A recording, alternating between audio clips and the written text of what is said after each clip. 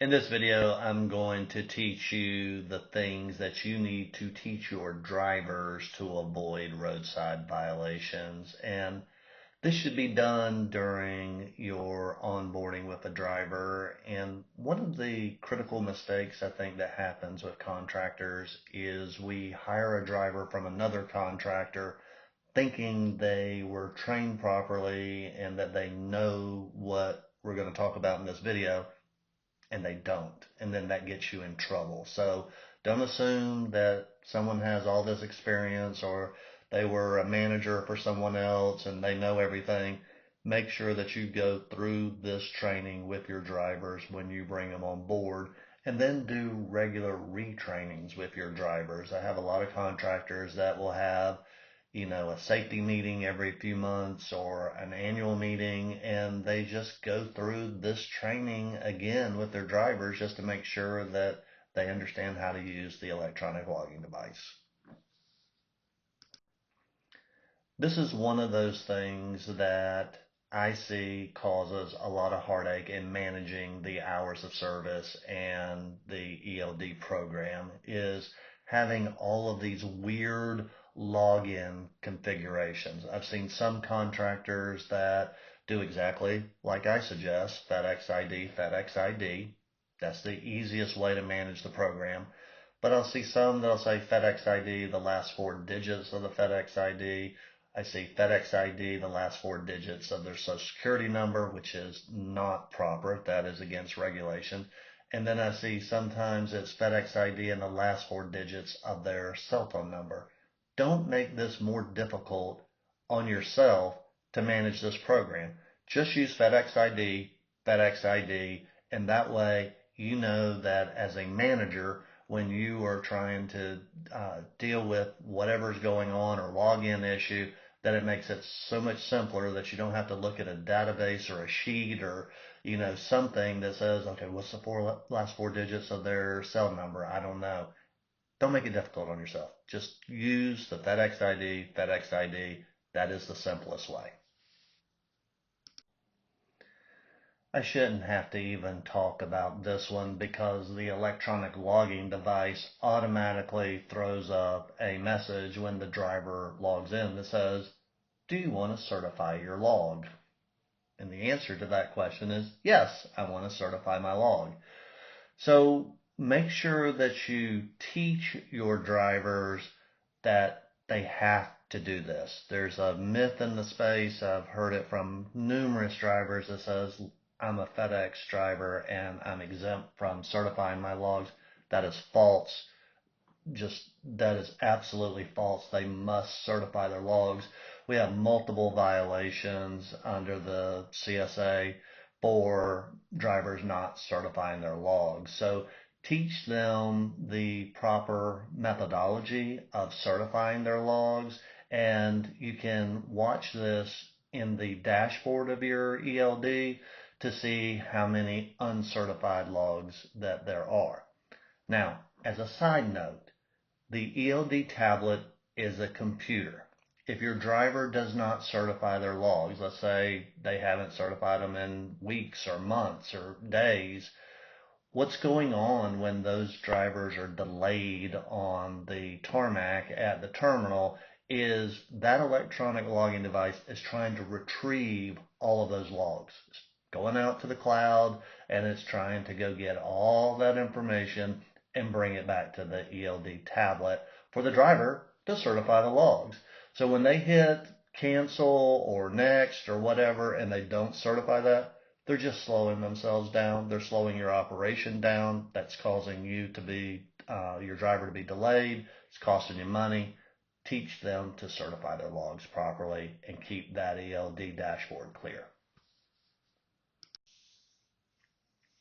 I did another video on form and manner. Make sure that you teach your drivers on how to put the proper shipments in, like I taught you in the other video, and trailer numbers and the dolly, so that they don't get violations for this. But you physically got to go into the ELD when they're in the cab and show them, okay, here's where the shipments are, here's how you put it in, here's where the trailers are, here's how you put it in.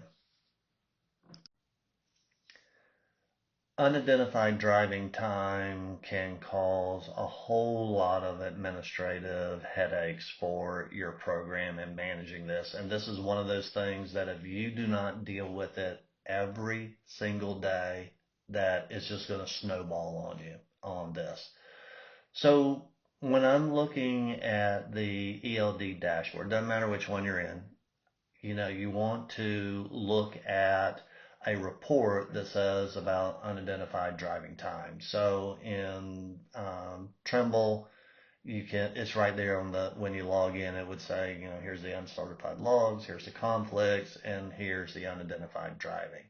So look and see what you're dealing with. What my brain is trying to do as a manager of the program is I'm looking for the driver that's not using their electronic logging device. So you could see a driver that, did their entire shift. They did 400 miles in the ELD and just didn't log into their ELD. But you see in the truck, it's all unidentified driving. So management wise, you got to be talking to the driver and go, what's going on? Why didn't you use the ELD? Oh, I couldn't log in. Whatever the issue is, try to get to what's going on. And then you're going to be training your driver to say, look, you got to log into the ELD. You got to do this stuff. And so that's issue number one. Issue number two is the tablet is a cellular device. The ELD tablet is a cellular device. And a lot of our terminals are built in low quality cell areas.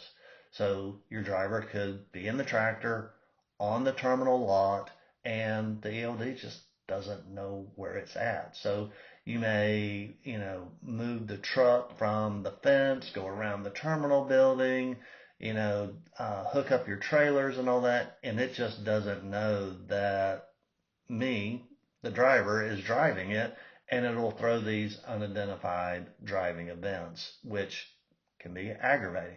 But if you don't deal with it every day, you're not going to clear those out. So how can you manage that a lot better? You manage it by teaching your drivers to say, oh, I see that I have 4 or 5 little, 0.1s and 0.2s on my log as unidentified driving, and I should accept those because I was the one driving during that time, and that would clear the record. When your driver rejects those unidentified driving events, it just piles up on you. And guess who's got to deal with it? You, the manager, has to deal with it. So teach your drivers, when they see these and talk to them about the connectivity issues and things like that. Connectivity issues can also be out on the road. They're going through the mountains. They're going through different things. If they know they were the ones driving during that time, have them accept the unidentified driving as part of their daily routine, and that will keep that portion of the dashboard cleared up, and you won't have these problems.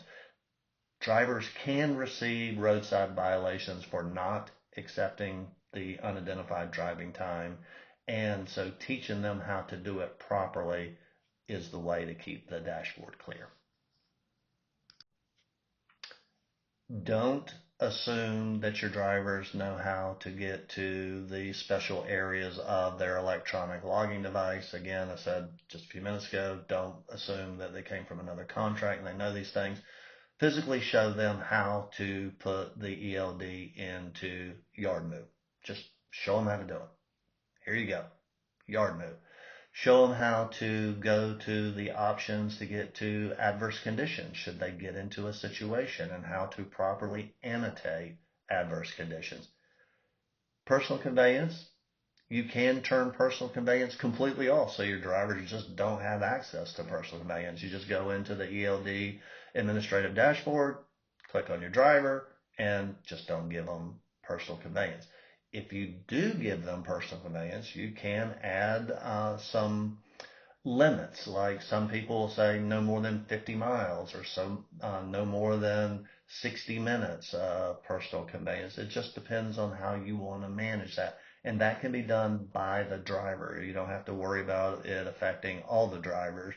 So if you're an operation that has spot drivers, no need for personal conveyance whatsoever for spots. You have solo drivers, maybe on a case by case basis, they could contact you and say, look, I'm running from terminal A to terminal B. I'm coming back. I'm taking a trailer and dropping it off the Walmart. And then I'm going to run personal conveyance from the Walmart to my house. Proper use of personal conveyance. You could do that. And then your team drivers in, making sure that they have access to that. But the failure of the roadside violations and all that is due to the drivers not understanding how to do yard move, adverse conditions, and personal conveyance. You have to teach them how to do that in the specific ELD that you're using. Teach your drivers how to get the tablet off the RAM mount or whatever mount that you're using inside of your truck. Make sure that they are well maintained. There's, sometimes the ELD is on the mount and it's, the handle's cranked on there and, they just can't get it undone to take it off there. Have them practice it during your orientation training and say, okay, take the ELD off of that mount and hand it outside to me standing on the ground. Teach them that. Go through the motions of that. Show them how to do it. And if there's an issue with the ELD mount, like it's too tight or, they can't, it's stuck or whatever, at least maintenance can deal with that and fix that issue. But if the driver can't get the electronic logging device out of the cab of the truck and hand it to the officer, they're going to get a violation. So teach them how to do that. Teach your drivers how to transfer the logs from the electronic logging device. There are two methodologies for transferring the logs. The DOT officer will give them a code, and I've seen it 4 digits, I've seen it a combination of letters, dash, digits, or whatever, or they will give an email address from the officer. One of those two methodologies is they have to go to the screen, they've got to put that information in, and select the days. They have to transfer 8 days of logs, not today's log, the last 8 days of log, which is how the electronic logging device is generally set up. They would have to do a couple of extra steps to transfer something other than the 8 days. But teach them how to put the code in and how to hit the button. It's very simple, but they need to know it. So that's step 1. Step 2 is you as a manager must know how to do it from the dashboard. You're going to get in a situation where a driver is frustrated or flustered or mad or whatever during a roadside and they just can't remember how to transfer the logs. You can avoid a violation by simply knowing the driver can call you and knowing how to do it from the dashboard and put the code in and hit a button that says transfer the logs.